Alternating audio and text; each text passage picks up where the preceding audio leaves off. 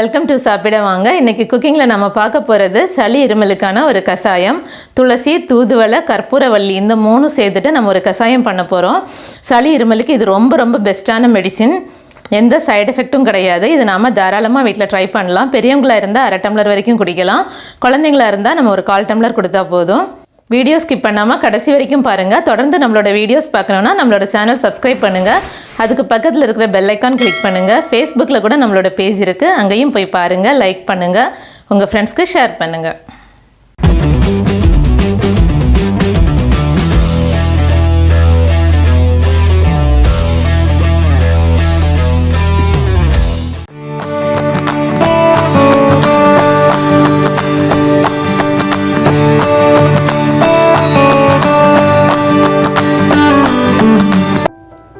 கஷாயம் பண்ணுறதுக்கு துளசி, தூதுவளை, கற்பூரவள்ளி 3மே சம அளவு எடுத்திருக்கேன். 1 கைப்பிடி அளவுக்கு எடுத்திருக்கேன். 10 பல் பூண்டு, ஒரு சின்ன பீஸ் 1 இன்ச் அளவுக்கு இஞ்சி, 1 டீஸ்பூன் ஜீரகம், 1 டீஸ்பூன் மிளகு, 1/4 டீஸ்பூன் மஞ்சள், இவ்வளவும் எடுத்திருக்கேன்.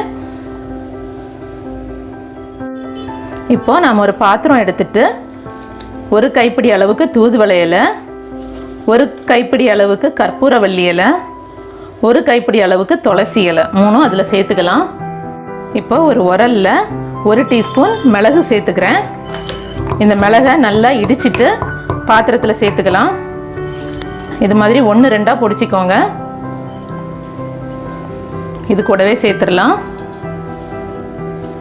தென் அதே உரலில் ஜீரகம் சேர்த்துக்கோங்க. அதையும் 1-2 கொஞ்சமாக பிடிச்சிக்கலாம்.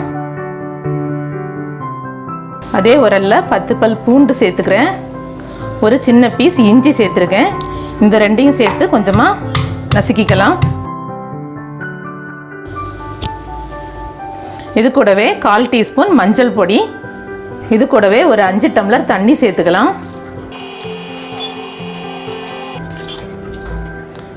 இப்போ இதை ஸ்டவ்வில் வச்சுட்டு நல்லா காய்ச்சிக்கலாம். இந்த தண்ணி பாதியாக குறையிற வரைக்கும் நல்லா காய்ச்சணும். அப்போ தான் இந்த மூலிகையில் இருக்கிற சாறு எல்லாமே நல்லா இறங்கி நமக்கு ஒரு நல்ல கஷாயம் கிடைக்கும். நல்லா பாதியாக வர வரைக்கும் நம்ம காய்ச்சிக்கலாம். கஷாயம் நல்லா கொதிக்க ஆரம்பிச்சிருச்சு. நல்லா பாதியாக குறையட்டும், அது வரைக்கும் நல்லா கொதிக்க விட்டுறலாம். கஷாயம் பாதியாக குறைஞ்சிருச்சு. இப்போ ஸ்டவ் ஆஃப் பண்ணிக்கலாம். இப்போ வந்துட்டு கொஞ்சம் ஆற விட்டுட்டு இதை வடிகட்டி எடுத்துக்கலாம்.